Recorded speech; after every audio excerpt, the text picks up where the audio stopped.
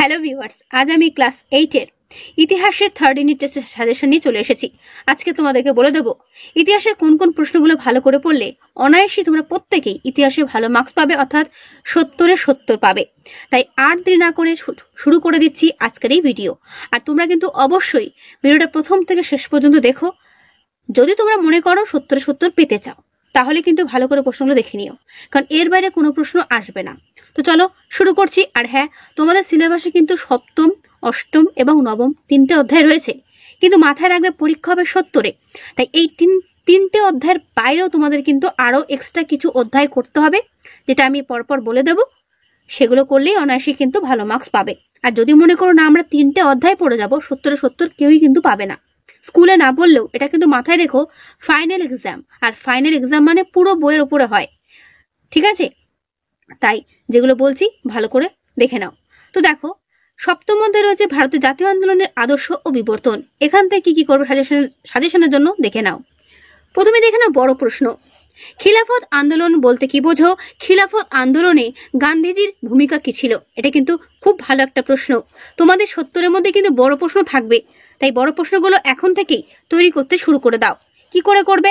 গল্পের মতো করে পড়ে গল্পের মতো করে উত্তর লেখার এবং পয়েন্টগুলো ধরে ধরে লেখার, ঠিক আছে? আমি কিন্তু তোমাদের পুরো উত্তর দেখিয়ে দিচ্ছি। যাদের বই নেই তারা কিন্তু অবশ্যই দেখে নেবে, আর যাদের বই আছে তারা শুধুমাত্র কোয়েশ্চেনটা খাতায় নোট করলেই হবে। তো এর অ্যান্সার ঠিক এই পর্যন্ত শেষ হলো। এর পরে বড় প্রশ্ন, সাইমন কমিশন কেন গঠিত হয়েছিল? সাইমন কমিশনের বিরুদ্ধে ভারতীয়রা কেন আন্দোলন করেছিল? খুব ভালো প্রশ্ন, ঠিক আছে? এগুলো কিন্তু পরীক্ষাতে আসার মতনই প্রশ্ন, তাই এগুলো কিন্তু এখন থেকে তৈরি করতে শুরু করে দাও। যদিও উত্তরগুলো একটু বড় আছে, কিন্তু মুখস্থ করতে যেটা বললাম, গল্পের মতো করে পড়বে, গল্পের মতো করে লিখবে, ঠিক আছে? তো এর উত্তর তোমাদের কিন্তু ঠিক এই পর্যন্ত শেষ হলো। এরপরে প্রশ্ন, ভারত ছাড়ো আন্দোলন গান্ধীবাদী পথে হয়নি, যুক্তিসহ মন্তব্যটি বিশ্লেষণ করো। ভেরি ভেরি ইম্পর্টেন্ট প্রশ্ন, দেখে নাও এর উত্তর। আমি এক ঝলক তোমাদেরকে উত্তর দেখিয়ে দিচ্ছি। তো এর উত্তর ঠিক এই পর্যন্ত কিন্তু শেষ হলো। এরপরে প্রশ্ন, আইন অমান্য আন্দোলনে জনগণের অংশগ্রহণের চরিত্র কেমন ছিল? সূর্য সেন ও ভগৎ সিং এর সংগ্রাম কি গান্ধীজির মতামতের সমগামী ছিল? Very very important. আমি তোমাদের কিন্তু অধ্যায় ভিত্তিক সাজেশন দিচ্ছি, অর্থাৎ তোমাদের যাতে পড়তে সুবিধা হয় সেজন্য কিন্তু আমি চ্যাপ্টার ধরে ধরে তোমাদের বলে দিচ্ছি, মানে কোনগুলো ভালো করে করতে হবে, ঠিক আছে? তাই প্রত্যেকে কিন্তু ভালো করে করবে। এর পরের প্রশ্ন, 1946 খ্রিস্টাব্দে ভারতের নৌ বিদ্রোহের কারণ ও গুরুত্ব আলোচনা করো। খুবই গুরুত্বপূর্ণ প্রশ্নটি, দেখে নাও এর আনসার। খুব ভালো করে করবে, চেষ্টা করবে যেরকম করে পয়েন্ট ধরে ধরে লেখা আছে সেভাবে লেখার। তো এর আনসার চলছে ঠিক এই পর্যন্ত। অ্যান্সার কিন্তু শেষ হলো। টিকার জন্য করবে, জালিয়ানওয়ালাবাগ হত্যাকাণ্ড বলতে কি বোঝায়? টিকার জন্য গুরুত্বপূর্ণ। চৌরি চৌরা ঘটনা কি? খুবই গুরুত্বপূর্ণ, টিকার জন্য করবে এগুলো। অসহযোগ আন্দোলন কেন প্রত্যাহার করা হয়? করবে। কাকে কেন সীমান্ত গান্ধী বলা হতো? খুদাই খিদমতগার কাদের বলা হতো? নেহেরু রিপোর্ট বলতে কি বোঝো? এর প্রতিক্রিয়া হয়েছিল কি? অথবা নেহেরু রিপোর্ট বলতে কি বোঝায়? ঠিক আছে। ভারত ছাড়ো আন্দোলনে মাতঙ্গিনী হাজরার ভূমিকা ভেরি ভেরি ইম্পর্টেন্ট। এবার দেখেন শর্ট কোয়েশ্চেন, ব্রিটিশ সরকার গান্ধীজিকে কি উপাধিতে ভূষিত করেছিলেন? কাইজারি হিন্দ। হিন্দু স্বরাজ গ্রন্থটি কার লেখা? মহাত্মা গান্ধীর। সার্কেল করা প্রশ্নগুলো ভালো করে করবে। গান্ধীজির কাছে চরকা কিসের প্রতীক ছিল? অর্থনৈতিক আত্মনির্ভরশীলতার।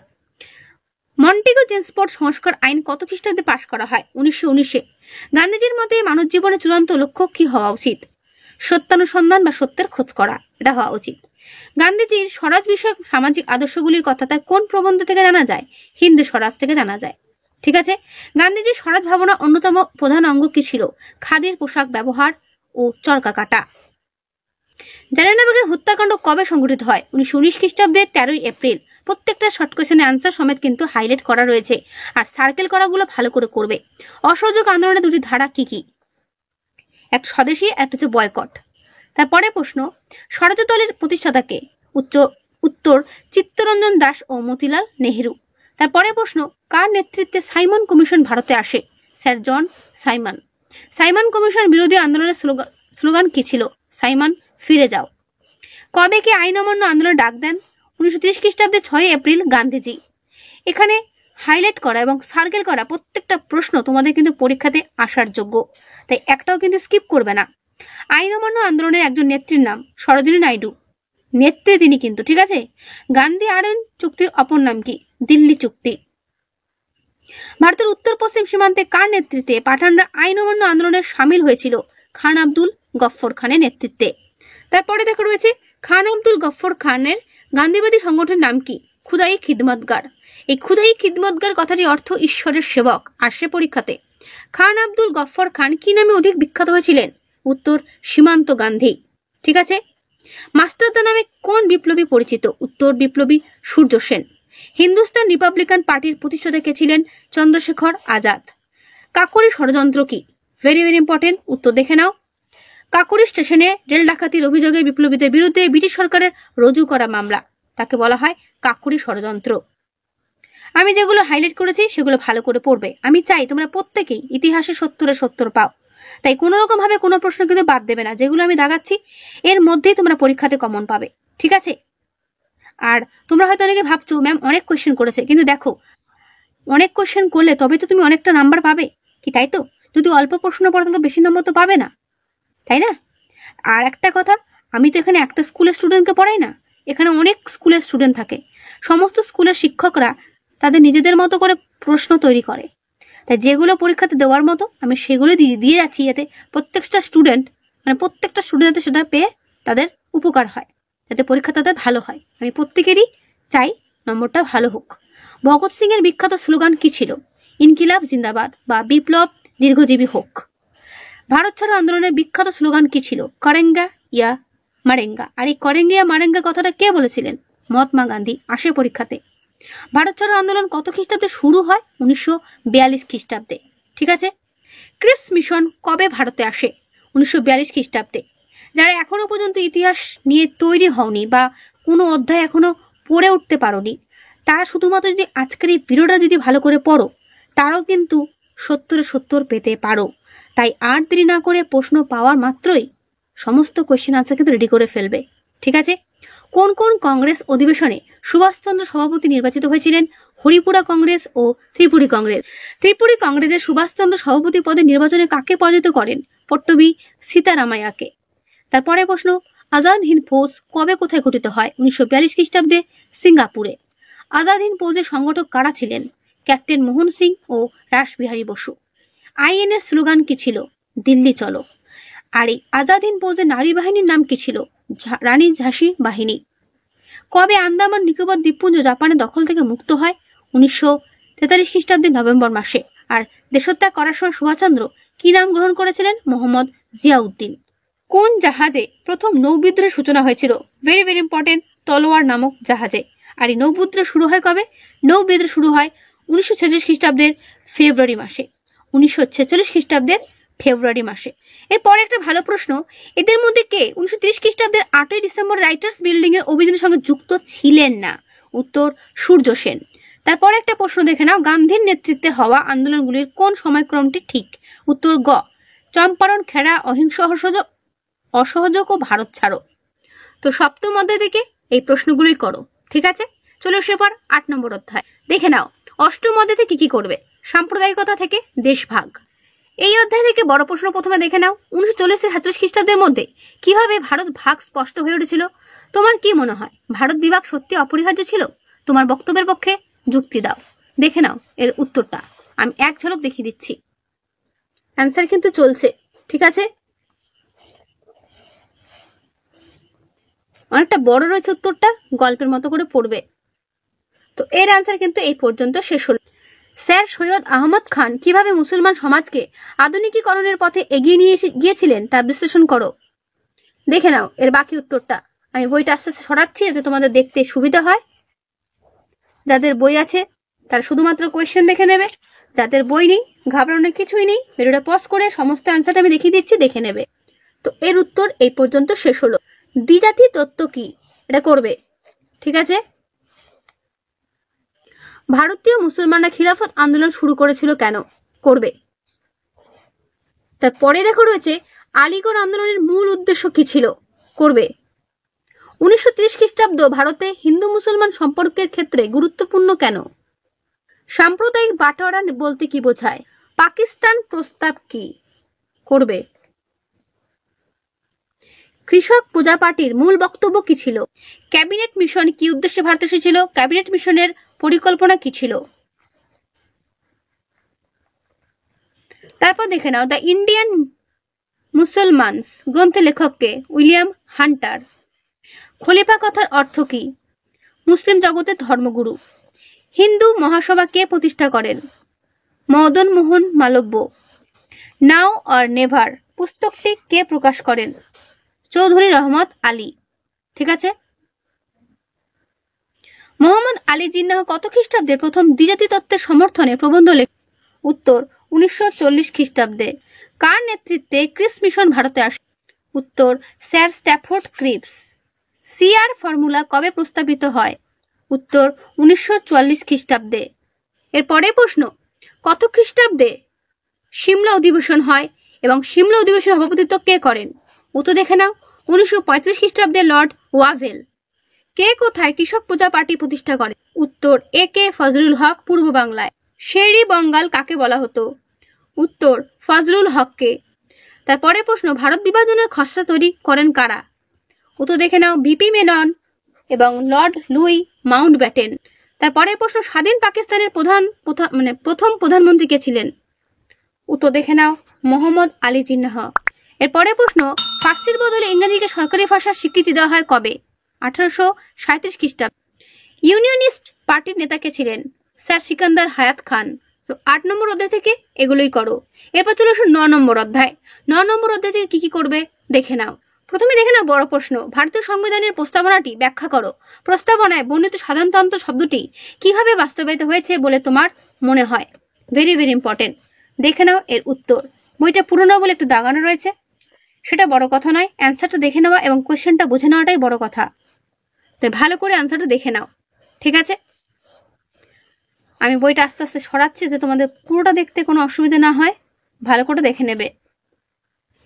ভারতকে সার্বভৌম সমাজতান্ত্রিক ধর্মনিরপেক্ষ গণতান্ত্রিক সাধারণতন্ত্র বলা হয় কেন? পিপল স্টার দিয়ে রাখো কোয়েশ্চেনটাতে। পরীক্ষাতে আসার মতোই কিন্তু প্রশ্নগুলো, প্রত্যেকটা প্রশ্ন কিন্তু ইম্পর্টেন্ট, তাই যেগুলো দিচ্ছি প্রত্যেকটাই তৈরি করবে।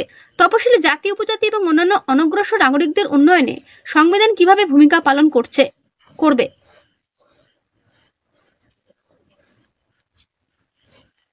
তারপরে প্রশ্ন, ভারতের সংবিধান নারীদের অধিকার কিভাবে সুরক্ষিত করেছে? নারীদের সামাজিক ক্ষমতা প্রতিষ্ঠার জন্য অর্থনৈতিক স্বাধীনতা কতটা জরুরি বলে তোমার মনে হয়? যুক্তি দিয়ে লেখো। তো এর আনসারটা কিন্তু এই পর্যন্ত শেষ হলো। সংবিধান কাকে বলে আসে কিন্তু পরীক্ষাতে। 1950 খ্রিস্টাব্দ 26 জানুয়ারি গুরুত্বপূর্ণ কেন? খুব ভালো করে করবে প্রশ্নগুলো। স্বাধীনতা প্রাপ্তির সময় ভারতের সংবিধান রচনা তাগিদ দেখা দিয়েছিল কেন? করবে, ঠিক আছে? প্রস্তাবনাকে সংবিধানের আত্মা বা সংবিধানের বিবেক বলা হয় কেন? অথবা ভারতীয় সংবিধানের প্রস্তাবনা কি? করবে। তো এর আনসারটা কিন্তু ঠিক এই পর্যন্ত শেষ হলো। ভারতকে সার্বভৌম গণতান্ত্রিক প্রজাতন্ত্র বলা হয় কেন? করবে। ভারতকে ধর্মনিরপেক্ষ রাষ্ট্র বলা হয়েছে কেন? করবে।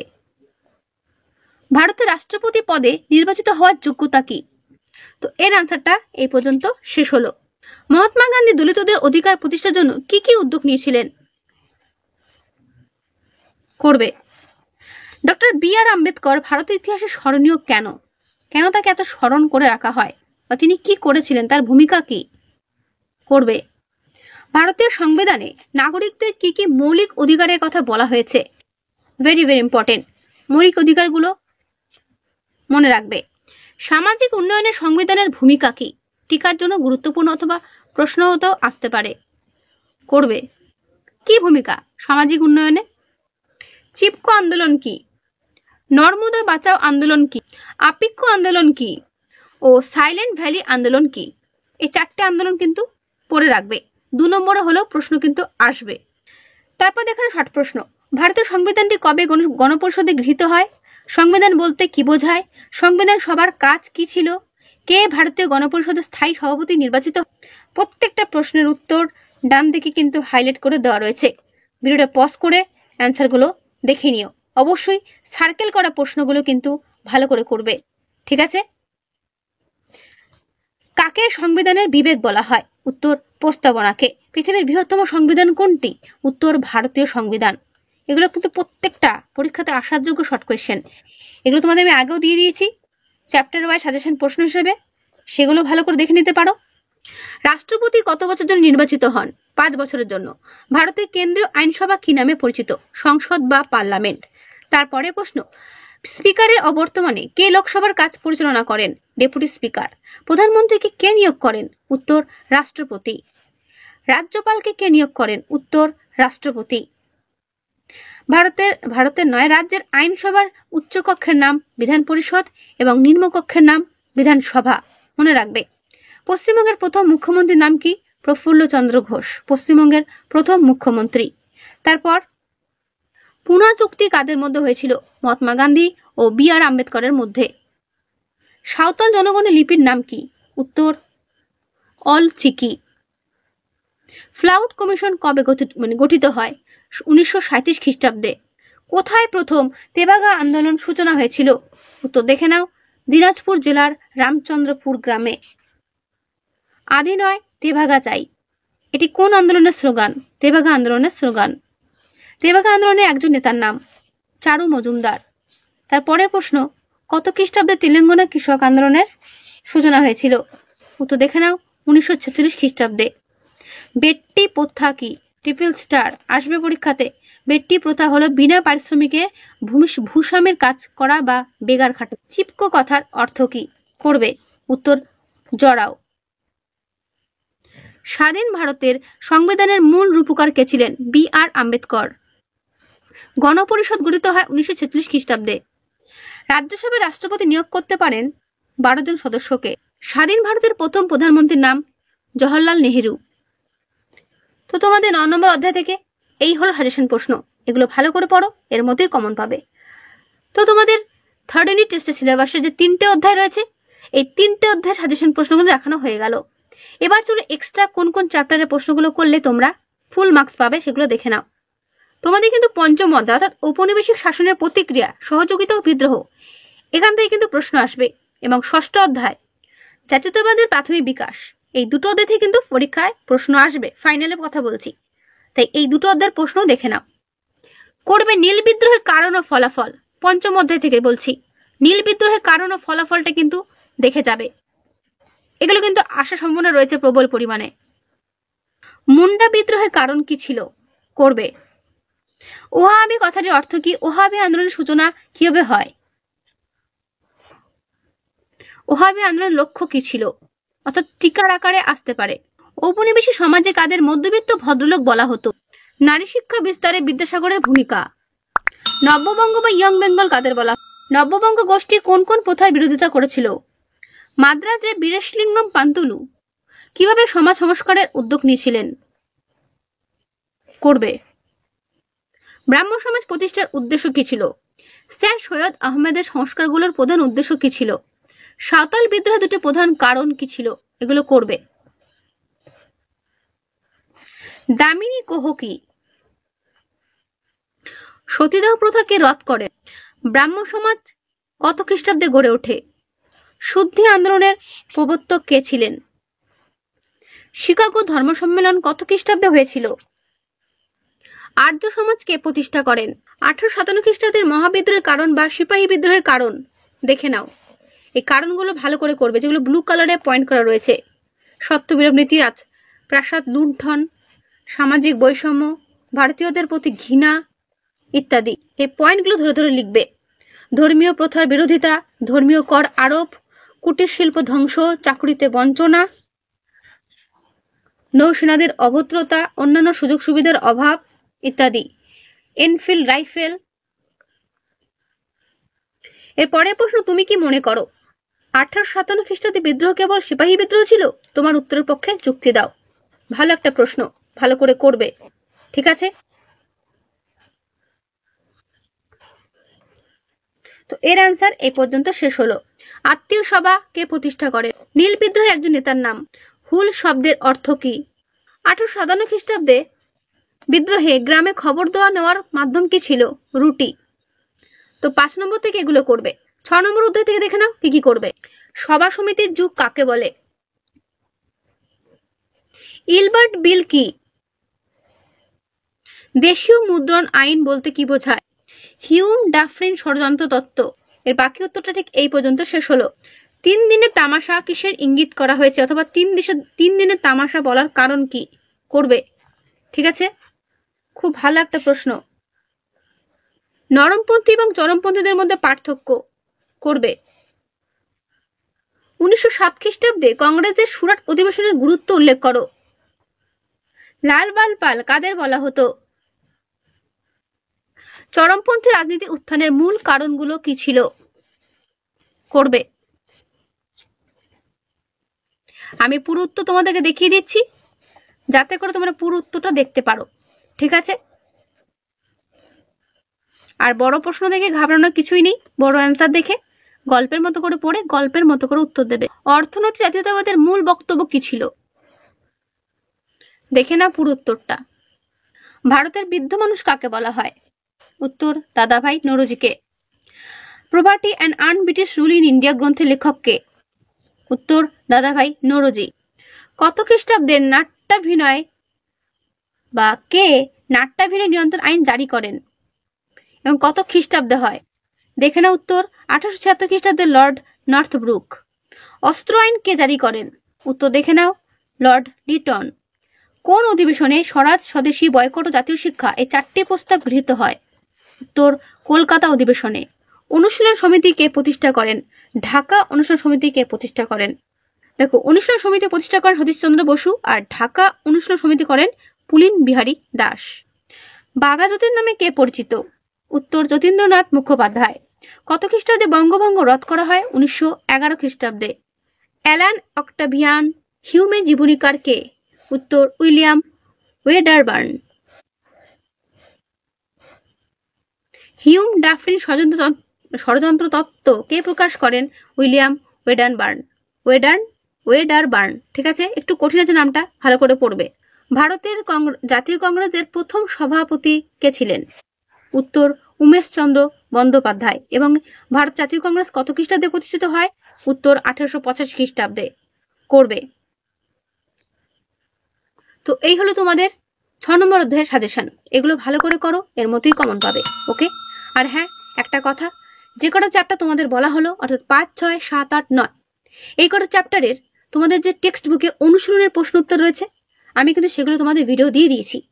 সেই প্রশ্নগুলো কিন্তু এই প্রশ্ন করার পর ভালো করে একবার দেখে নেবে, কারণ অনেক স্কুল কিন্তু ওই প্রশ্ন থেকেও কিন্তু প্রশ্ন তুলে দিচ্ছে। তাই প্রত্যেককে আমি রিকোয়েস্ট করব, আমারই সাজেশন প্রশ্ন পড়ার পরে একবার হলেও টেক্সট বুক থেকে ওই অনুশীলনের প্রশ্ন উত্তরগুলো একবার পড়ে নিতে। যদি সেগুলো উত্তর পেয়ে থাকো ভালো কথা, যদি না পেয়ে থাকো অবশ্যই কিন্তু আমার চ্যানেলে এসে ক্লাস 8 প্লেলিস্ট ফলো করবে। সেখানে দেখবে পরপর সমস্ত অধ্যায়ের এই অনুশীলনের প্রশ্নগুলো দেওয়া রয়েছে, অবশ্যই কিন্তু দেখে নিও। তো আজকে এখানেই, দেখা হবে নেক্সট ভিডিওতে।